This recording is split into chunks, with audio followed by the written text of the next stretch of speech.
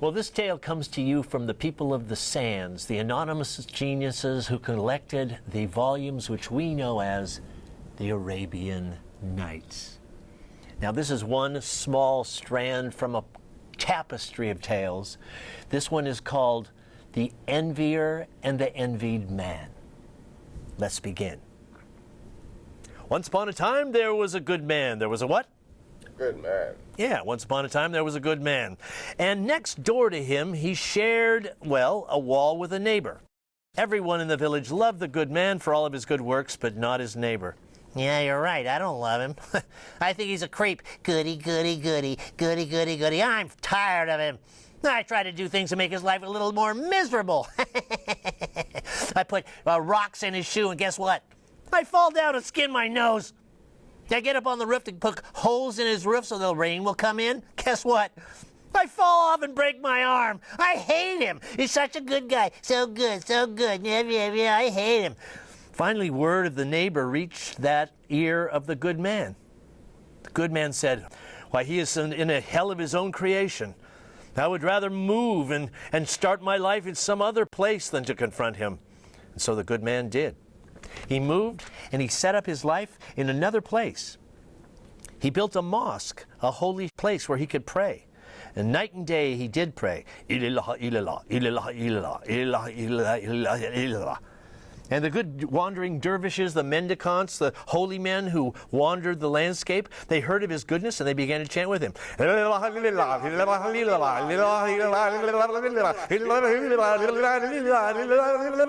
there were so many of them and they were chanting so loud that they had to build a whole community. There was a hall and a sleeping quarters and a feeding area. It was quite a happening concern.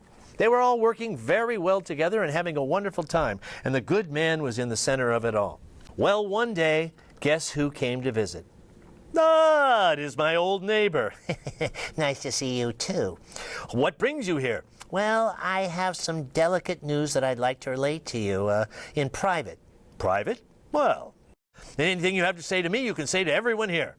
I don't think so. No, I prefer to talk to you privately. Let's go wandering across the land. Well, if you insist, we will go. So the two men began to walk. They walked farther and farther out by themselves. Oh, where are we going? Oh, I think a little further should do it. They walked, and they walked. Well, what is it you have to tell me? I'm not quite confident. Others can hear. Oh, this is really a little bit beyond me. Never mind. You'll see what happens. And they walked to the very far end of the property where there was an abandoned well. Can you see it coming, folks? And the good man walked up to the well. Yes. Here, this'll be fine. And of course... Now you're at the bottom of a well. If you haven't broken your neck, you'll die of starvation. No one will find you. You're so far from every place. And I'm glad. And the bad man, the envious man, escaped to another part of the property. Well, if you know anything about these stories, you know that what you think is going to happen never happens. And so the good man fell down inside of the well.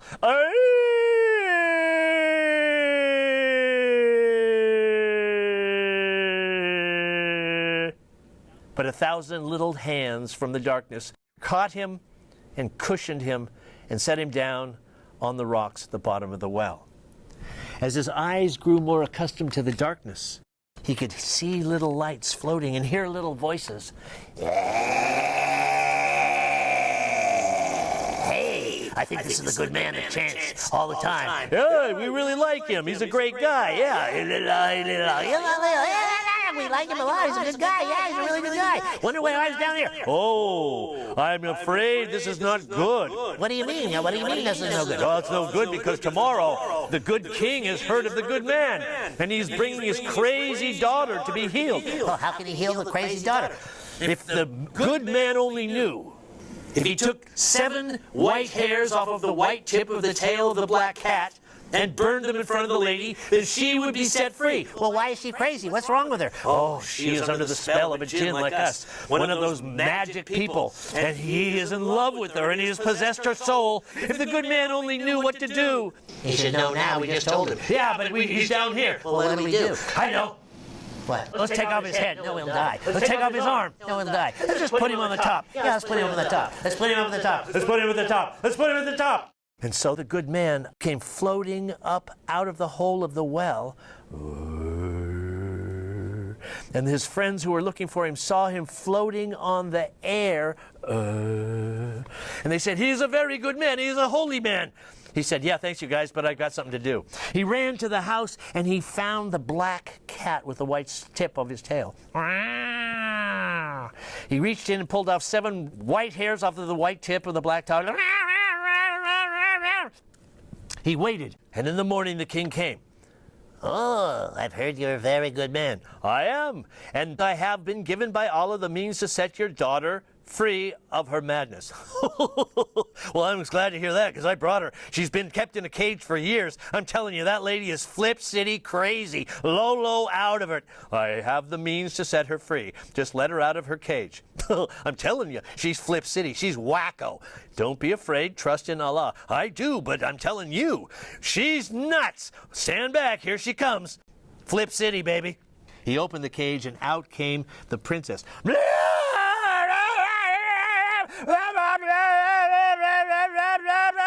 He burned the 7 hairs, the white hair from the black tip of the cage.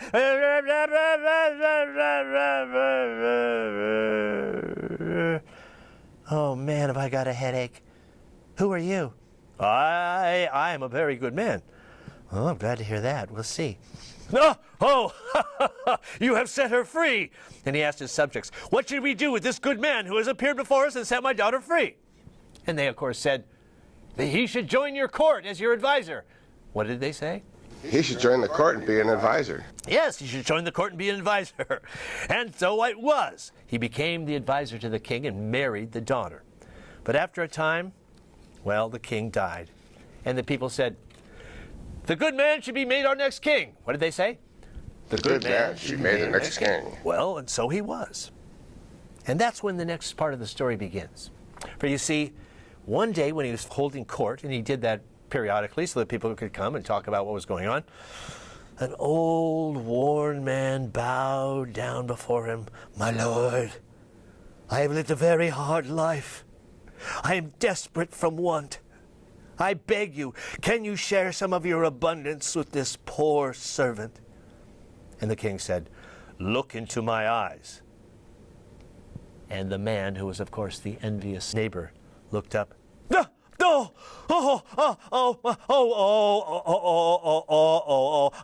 I left you in the well.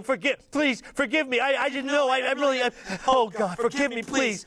Guards, have 3 camels loaded with gold and escort this man back to his house. Make sure no bandits interrupt, for he is my friend, and I wish that reward to make him wealthy. And the envious neighbor, who had done everything against this good man, said these words. He said, "How can you be so good? I have put a hole in your roof. I put stones in your shoes. I pushed you down a well and left you to die.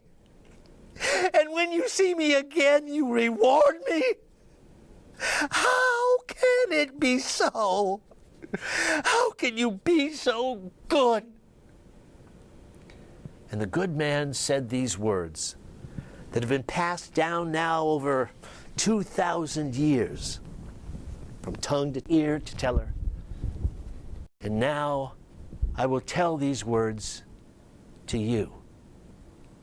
The good man said this: "You and I are characters in a play. We did not write the script. The one above did that. We are simply players. In a way, I could never be king if it were not for you. Therefore, I reward you, I celebrate you, I call you friend, and I give you gold. and I wish you well. All is forgiven, friend. It is my fervent hope that the people who have given us this story from Iraq, Persia, Iran, will remember this story when they consider the harm that my country has done to them. Let us hope they too will forgive us. Amen.